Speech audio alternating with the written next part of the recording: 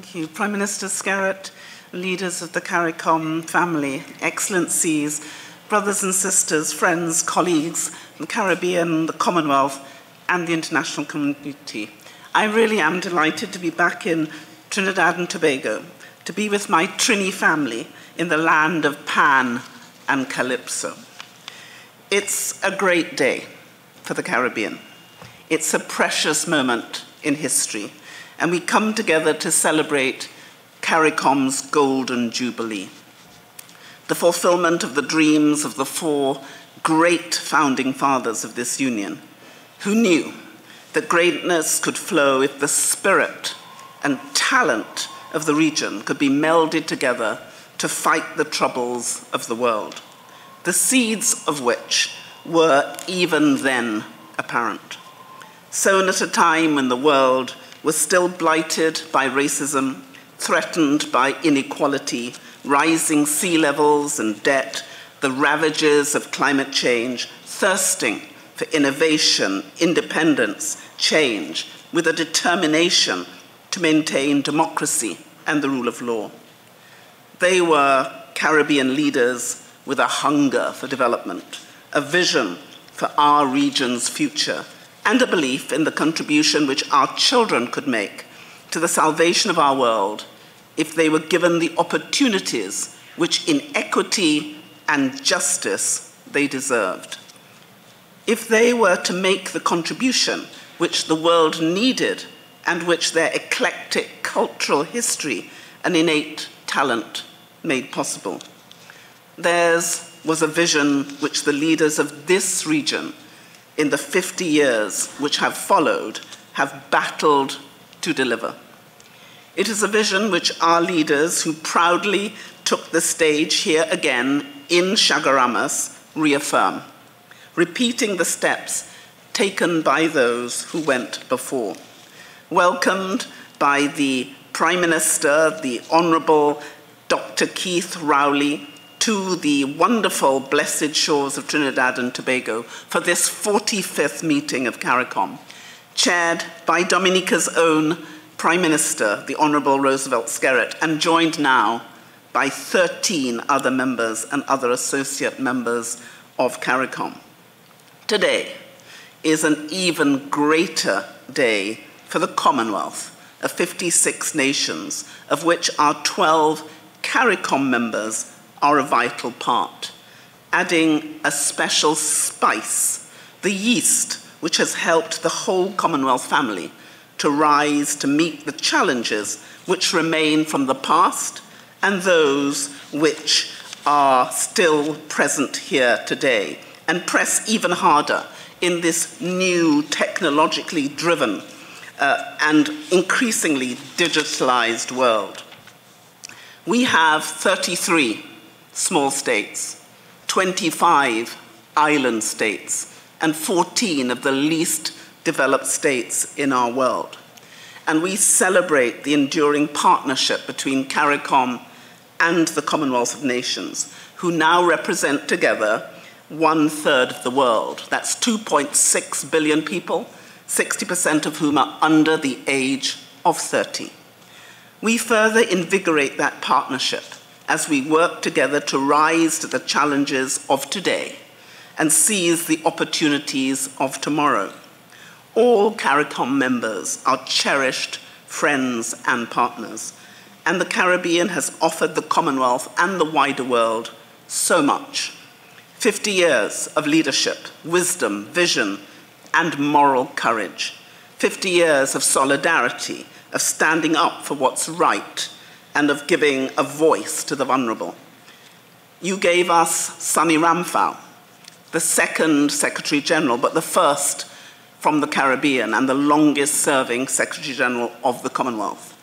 Under his leadership, the Commonwealth led the titanic struggle against racism in South Africa, which set the Commonwealth on the right side of history and helped vanquish minority rule in Rhodesia and apartheid in South Africa, helped to pioneer the notion of sustainable development, was one of the first to warn of the dangers of sea level rise and the existential threat posed by climate change, and 3 years before the first COP, was instrumental in spearheading the Langkawi Declaration in Malaysia at the CHOGM, which identified climate change as an existential threat to the world, but also highlighted the innate vulnerability of small, island, and low-lying states. Today, CARICOM and the Commonwealth are joined in partnership, rooted in principle and practical action.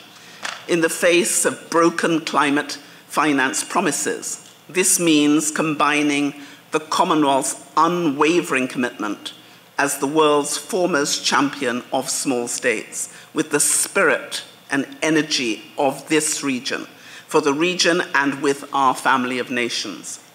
It was the former president of Guyana, Barak Jagdeo, now vice president, who led a Commonwealth expert group on climate finance, resulting in the creation of our Climate Finance Access Hub, which has been delivered now under my leadership.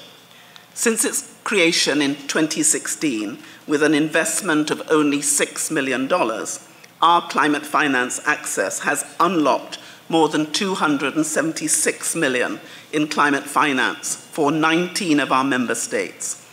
An additional $500 million worth of projects are currently in the pipeline, but $52 million has already been delivered into the hands of the members in this region.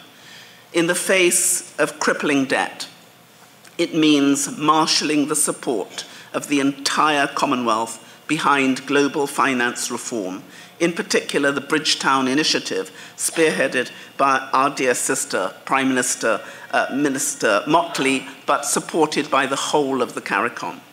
And as technology advances, it means working together to train tens of thousands of young people in digital skills and bringing our small states together with the world's leading thinkers and entrepreneurs to bridge the digital divide and enable all citizens to thrive in the future economy.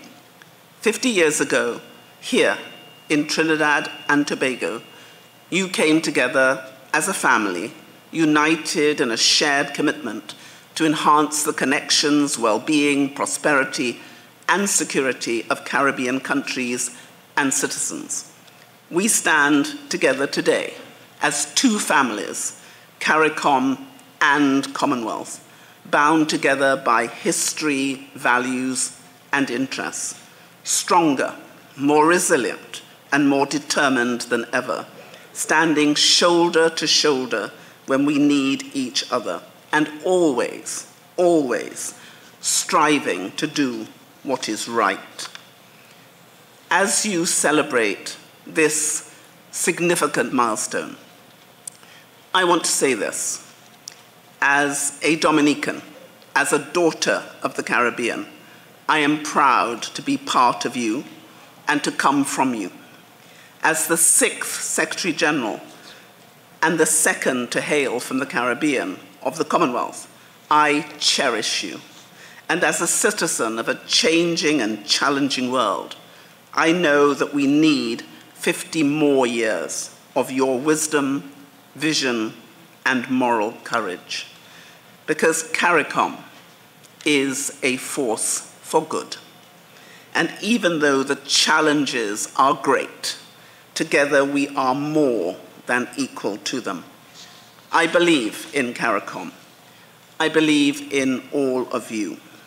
I believe in the relationship between us, and I offer you today and every day my heart and my hand in love and partnership, because I believe in our capacity to keep building vital connections and pursuing our common goals and the common good.